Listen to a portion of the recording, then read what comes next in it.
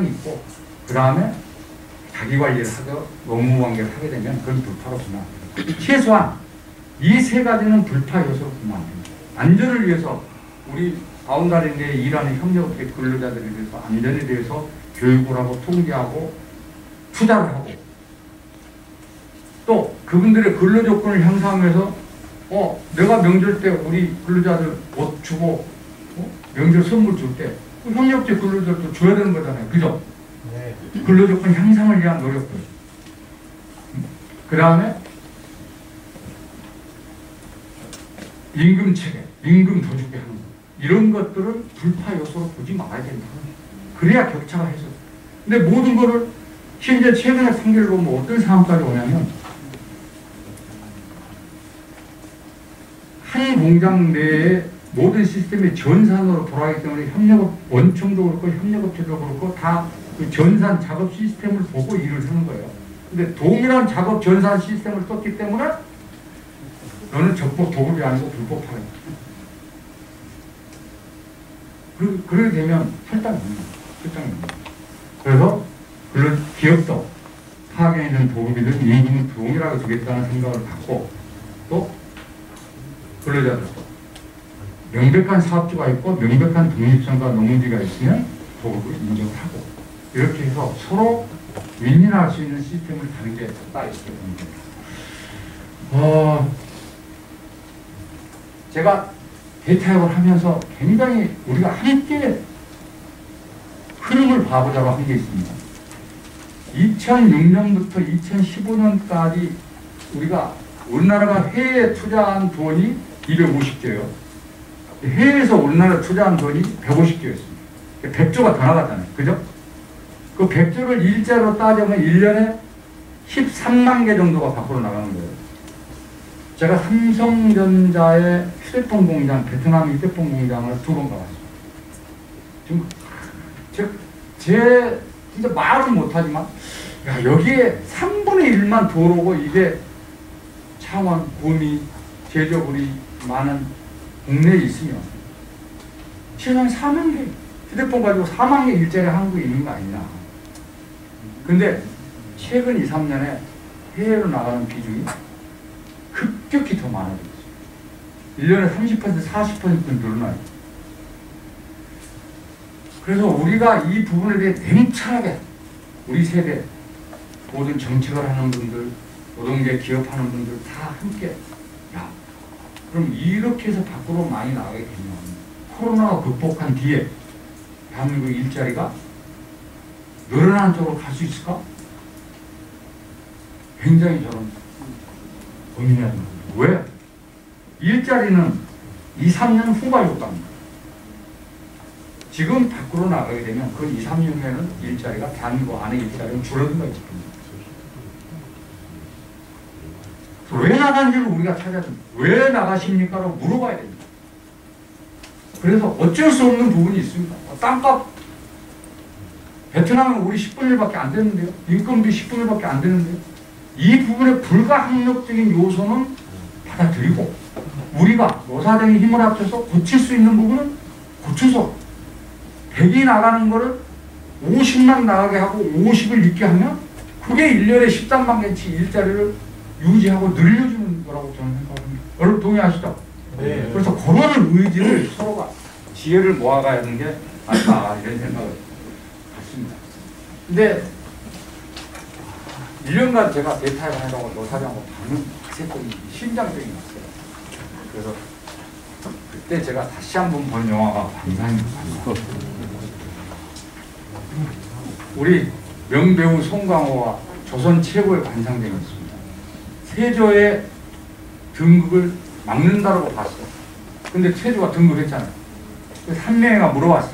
귀양가는 송강호한테, 야, 네가 조선 최고의 관상쟁이라고 하는데 왜 틀렸니? 그 답을 영화 마지막에 송강호입니다. 야, 관상쟁이는 바닷가에서 마지막 영화 엔딩을 하는데 내가 일어나는 저 파도만을 봤고 저 파도를 일으키는 바람을 보입니다. 지금 우리가 왜 사람을 채용하지 않으려 하는지 그 원인, 바람을 정확히 잡아서 다시 다시 길을 우리 세대가 정리해줘야 우리 아들 살 세대한테 일자리 희망이 있다. 이 말씀을 꼭 드리고 싶습니다. 저는 김수환 추경인데 이게 시 제목은 우산입니다. 우산. 삶에 관한 시인데 추경님이 참 진솔한 이 언어로 참 시를 잘 쓰셨어요.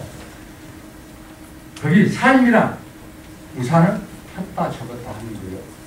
죽음이란 더 이상 우산을 펴지 못한다.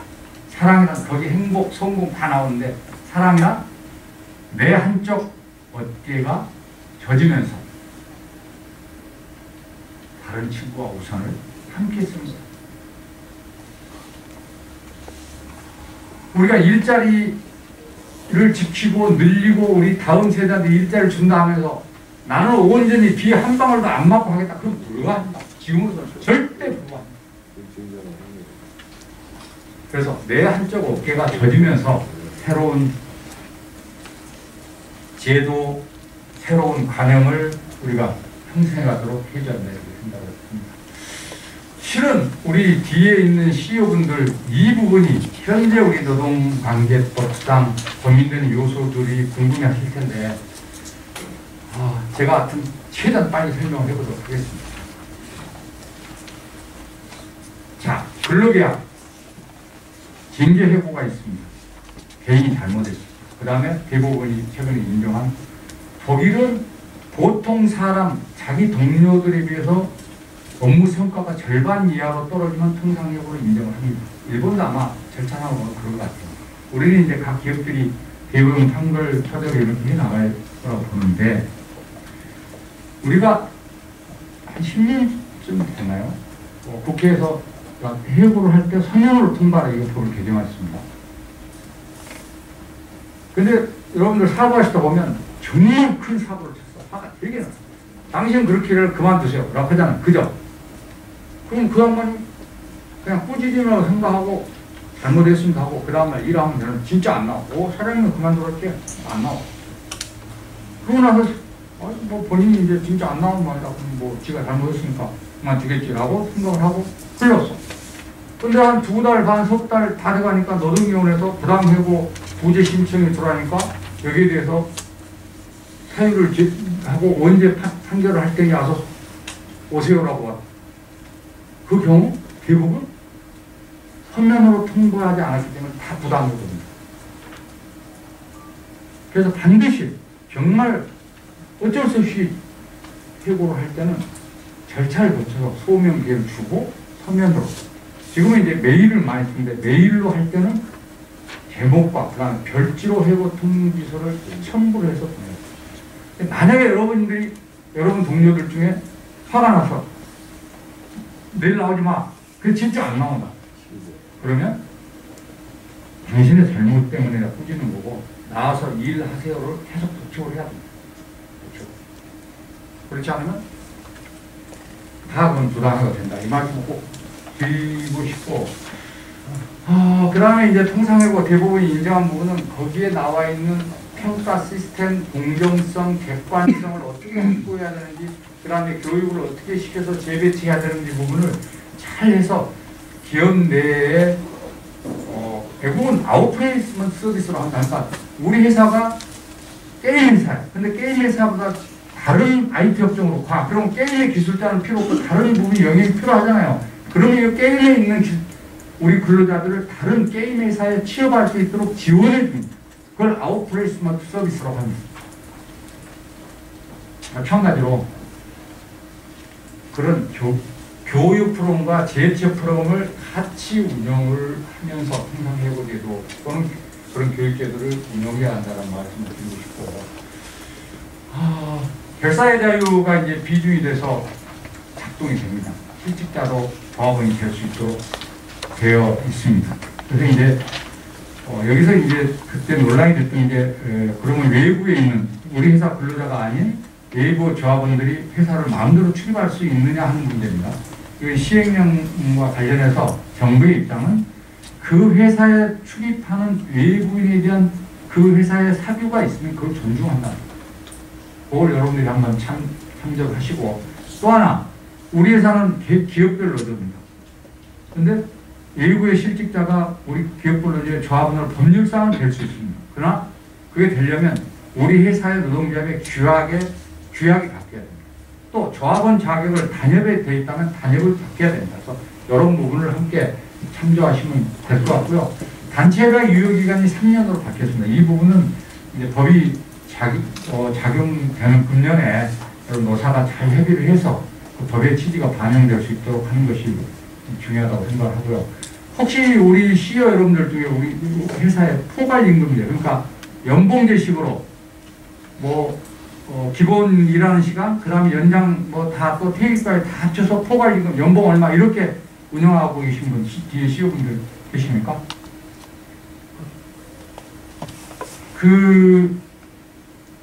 요걸 꼭 자, 일하는 시간을 측정할 수 없는 업종이 있습니다. 이거는 인정을 합니다.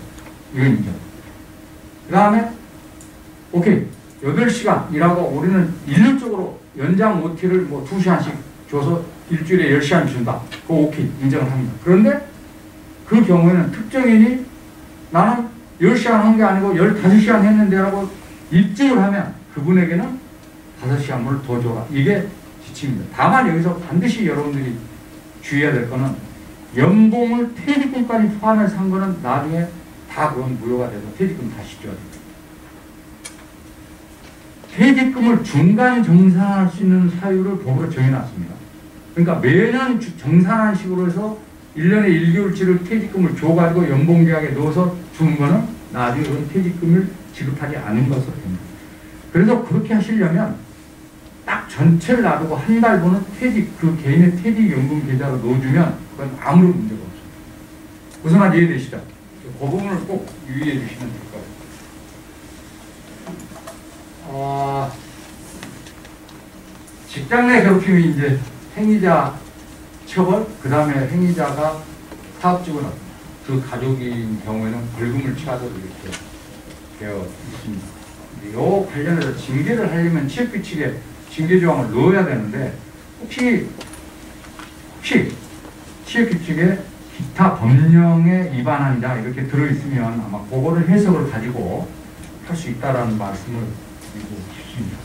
그리고 그걸 넣기 위해서 취업규칙을 변경하고자 하는데 근로자를 징계하기 위한 변경이기 때문에 불이익변경이라서 동의 안 해주면 못해준다. 이거는 저는 법이 그렇게 하도록 되어 있기 때문에 그 법의 취지를 반영하기 위한 취업규칙 변경이기 때문에 충분히 사회통념상 합리성이 있기 때문에 끝까지 동의를 받도록 노력하다가 안 되면 이거는 인정이 된다. 이런 말씀을 드리고 싶습니다.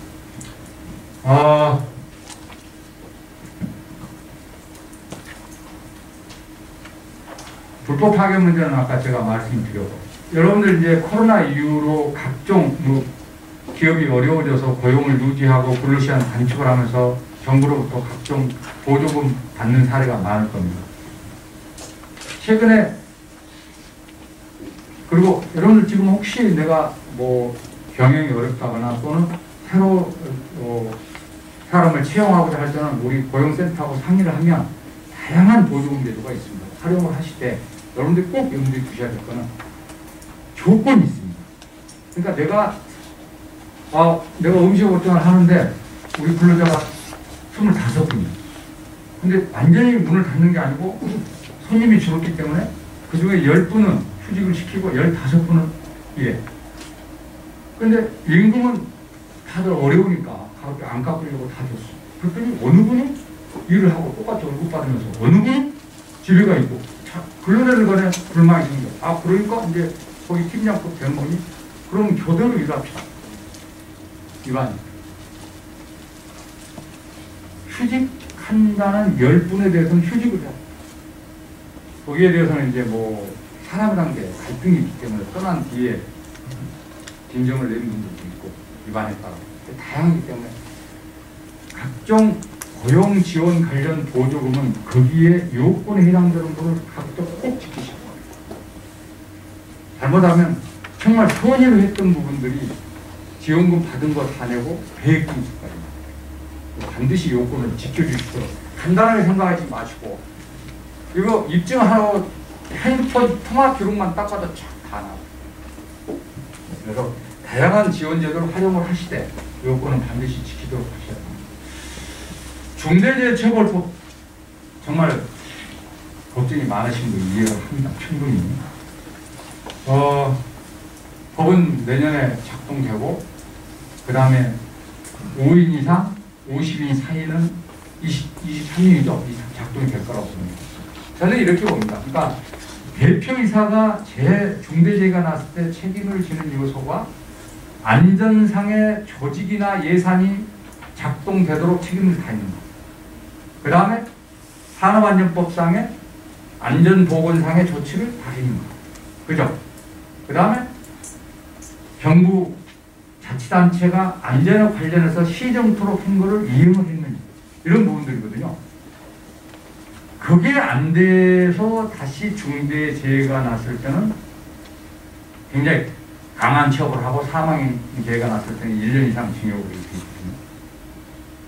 그러면 우리 사업장에 사망재해가 났어. 나중에 다 해봤더니 아니 난간공사를 다 밖에다 외주를 쳐가지고 새로운 이 파이프로 완벽하게 공사를 했어. 근데 하나 중간 하나에 금이 가 있는 줄은 아무도 몰랐어. 그랬더니 지나가다 쓱 되는데 이게 난간으로 떨어져. 그럼 내가 안전하게 조치를 다 했느냐? 그럼 내가 처벌을 받느냐? 이 고민들이니까 중대재해의 경우에는 여러 요인들이 복합되어 있잖아요. 그죠? 자, 파이프 열 때 모든 파이프에는 가스가 탄소가 조금씩 셉니다. 그래서 열 때를 굉장히 조속으로 연결되어 있어요. 근데 우리 근로자가 작년에도 이 정도 속도로 했는데 아무 일 없었어. 그러니까 이번에도 이 정도 똑같은 속도로 했는데 그게 폭발. 그러면 그게 경영자의 안전상의 조치가 미흡한 거냐, 시설물이 문제가 있는 거냐, 그러면 아니면 작업하신 분의 안전수칙 미준수냐, 명목 이런 분들이 이제 논쟁이 될 건데, CEO분들께서 그렇지 않아도 투자할 곳이 많겠지만 반드시 법이 시행되기 전에 꼭 짚어보셔야 될 거는 우리 회사의 안전의 조직이 제대로 작동이 되는 겁니다. 그러니까 안전관리 총괄 책임자가 A 전문대, 그분이 안전에 대해서 확실하게 챙기고 이렇게 하고 있냐, 조직이 작동되고, 또 안전에 관한 예산이 동종업종에 비해서 적지 않게 편성이 돼서 말 그대로 맨 밑바닥까지 스며져서 사용되고 있느냐, 또 우리 회사가 과거에 뭐 난간이 무너지는 또는 일부 최악재해가 있었는데 그 원인에 대해서 우리가 충분히 케이스 스터디를 해가지고 예방 조치를 했느냐, 다른 동종 업종에 비해서 우리 공장의 안전의 유해 요인이 뭔지 우리끼리만 하지 말고 가장 객관적인 시각을 가진 전문 집단에 와서 점검을 해봤느냐, 이런 노력들이 금년도에 이루어지면 영국에 비슷한 법이 제정이 됐어요. 영국은 배심원 제도입니다. 그래서 사망재해, 중대재해가 났을 때 과연 대표이사의 책임이 있느냐 했을 때 이러한 조치들이 다 했을 경우는 대표이사는 할 일을 다 했다라고 해서 그 법을 적용을 안 하고, 그래서 이런 부분들이 금년도에 반드시 해줘야 할 일이고요.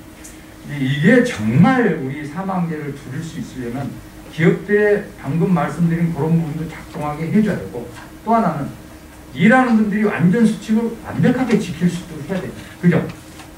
동시에 이거야 돼요. 영국도 법 때문에 사망재해가 이렇게 계속 줄었다기보다는 안전 전문한 상담소 분들은 그걸로 인해서 일하는 분들의 안전의식, 시민의식이 굉장히 개선이 돼서 그 결과 세월이 한참 흐른 뒤에 사망재해가 급격히 줄었다고 얘기를 하고 있거든요. 그러면 사업장 내 일하는 분들의 안전 기준, 안전 수칙을 다 준수하는 문화를 사업장 내에 얼마나 확립하느냐가 매우 중요합니다. 그래서 중간 간부들, 팀장, 부장 이런 분들이 그런 안전에 대해서 자기 팀원들을 강조하고 이끌지 못했을 때는 성과급이나 이런 승진이나 이런 데서 반영을 해야 됩니다. 그죠? 그 다음에 특히 일하는 근로자들이 안전에 대해서 수칙을 지키지 않아가지고 다른 동료들을 위험하게 했을 때는 거긴 불이익을 줘야 됩니다. 그런 제도들도 함께 안전 예산 조직, 안전 조직 내를 체크할 때 수칙을 안 지키는 부분에 대해서는 불이익을 줄 수 있는 제도까지도 함께 고민을 해서 함께 모든 구성원들이 거기에 공감을 하고 그것이 계기가 돼서 시설과 안전에 대한 예상과 조직과 그 다음에 일하는 근로자들의 안전 준수가 이렇게 한꺼번에 이루어져서 실질적인 대를 줄일 쪽으로 한번 작동을 해줘야 되겠습니다. 그 적용, 여기 구체적으로 이 부분을 제가 좀 써드렸어요. 그러다 보니까 글씨가 적은데 굉장히 이 부분이 이제 과거에는 근로자, 산업안전보호법은 근로자예요. 그렇기 때문에 보급을 주는 거, 특수형태 종사하는 분들, 이런 분들은 교육만 시킨 외에는 처벌 대상이, 거기에 사고 나더라도 처벌 대상이 아니었는데 여기는 모든 일하는 분입니다. 그러니까 내가 3단계 도급 형태로 일을 하는데 내가 원청, 내 도급 받은 분들이 다른 분들한테 도급을 줬어. 또 그분들이 근로자로 채용 안 하고 도급을 줬어. 특수형태. 개인 사업자. 그럼 그 개인 사업자가 일하다 다쳐 사망사고 나고 그것도 똑같은 책임입니다. 모든 종사하는 분. 대상도 넓고 영역도 굉장히 넓습니다. 그래서 이거를 완벽하게 흡수하려면 말씀하신 대로 예산상의 조직상, 그 다음에 위험 요인에 대해서 과거 재해에 대해서 분석을 해서 관리하는 게, 그 다음에 꼭 전문가 의견을 한번 들어보는 게 굉장히 중요하다는 말씀을 드립니다. 제가 최근에 한 2, 3년 동안에 들어본 얘기 중에 미국의 로테르담 대학이라는 게 있습니다. 여러분들 잘 모르는 대학인데 미식 축구의 최강자 대학이 떠오간 대학이죠. 그 로테르담 대학의 미식 축구의 몇 연승을 가져온 코치가, 로우 홀츠라는 코치가 있어요. 그분이 이제 대학 졸업식에서 졸업하는 학생들에게 한 연설입니다. I was born with silver spoon in my mouth.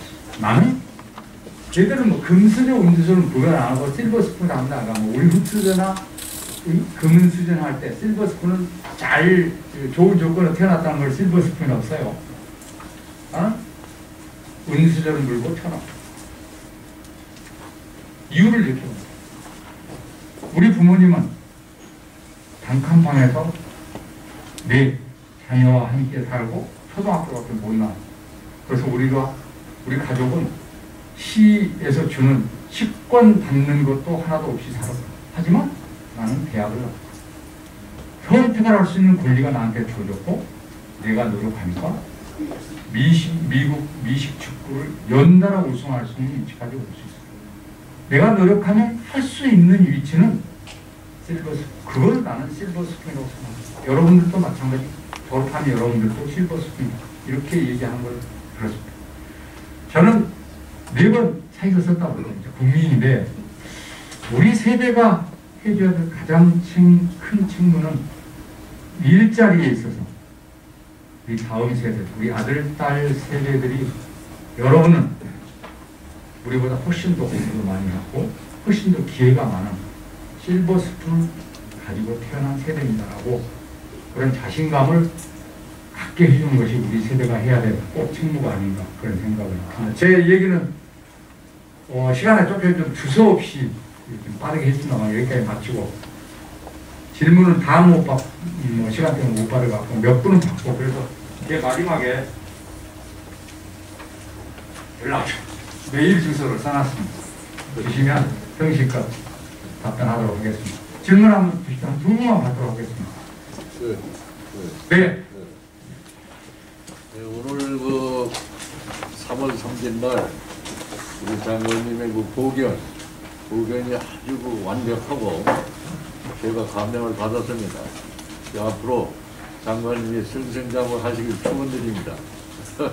저는 뭐 질문할 건 없고 네네. 다 하셨어요. 네. 감사합니다. 감사합니다. 제가 굉장히 부족했는데 예, 감사합니다. 네. 한국경영연구소 여성원입니다. 네. 장관님 명강의 잘 들었습니다. 아이고 부족했습니다. 네. 지금 일자리 문제 부분에서 4차 산업혁명이 진행되면서 네. 그러니까 저는 2차 산업혁명 때 일자리를 제가 제 손으로 많이 줄인 네. 사람인데 네. 실제 자리가 없어지질 않더라고요. 네. 네. 다른 데로 이동하는데 네. 지금에도 마찬가지로 여기 제조업 중심이기 때문에 제조업 중심으로 강의를 해주시는 것 같은데 제조업 중심에서 이제 서비스 쪽으로 일자리가 이동이 되는 것이지 우리가 지금 제조업에서 서비스로 이동할 수 없기 때문에 그래서 생기는 문제라고 저는 보고 있습니다. 그래서 이거를 전반적으로 봐가지고 제조업이 그러니까 서비스 쪽을 같이 그러니까 일종의 유통 같은 게 해당이 될 수가 있습니다. 물론 이제 1차 밴드, 2차 밴드 그런 것들이 안 되겠지만 그래서 그런 쪽으로의 변함, 정책 유도 이런 것들이 꼭 필요하다고 생각하는데 거기에 대해서 우리 정부가 이거를 어떻게 해줄 것인지에 대한 답변을 좀 하고 싶습니다. 독일이 그러니까 4차 산업의 핵심 기술에 대해서 쭉 인더스트리 4.0을 통해서 산업의 변화, 그러니까 제조업 강국을 유지하면서 서비스로 어떻게 줄 것인가에 대한 산업의 변화를 맨 처음에 당사장을 만들고 그러면 그 변화에 맞는 일의 형태, 일하는 방식의 변화를 가져야 되잖아요. 그게 고용의 다양성입니다. 고용의 다양성, 일하는 형태의 다양성. 두 번째, 일하는 시간의 다양성.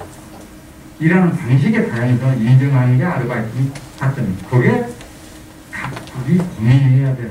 그리고 4차 산업에, 저는 4차 산업혁명이 과거 3차 산업, 2차 산업 때는 선진국, 중진국이 같이 가는 동반성장형이었다면 4차 산업혁명에서는 가장 강한 5-6개 국가만 헤게모니를 지고 살아남고 나머지는 그게 다 종속되는 경제를 4차 산업입니다.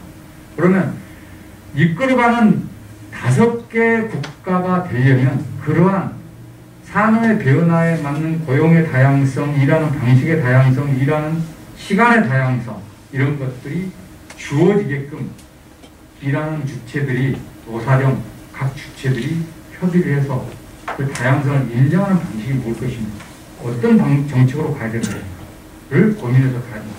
예를 하나 들어 우리는 근로시간 위반하면 처벌하는 유일한 국가입니다. 자, 52시간 그 다음에 52만 사업장은 8시간 평균 임금에서 60시간입니다. 자, 그런데 갑자기 지금 코로나 때문에 복잡해졌어요. 그러니까 이 경우에는 다시 특별한 사정이 있으면 그 시간을 넘겨서 할 수 있도록 법이 제도가 되어 있어. 그럼 이 특별한 사정을 뭘로 볼 거냐?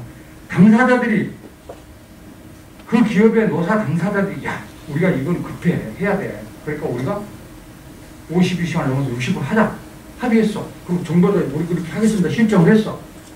근데 재난에 가까운 수준만 딱 인정하고 나머지 그건 누구 사정이고 이렇게 할 거냐?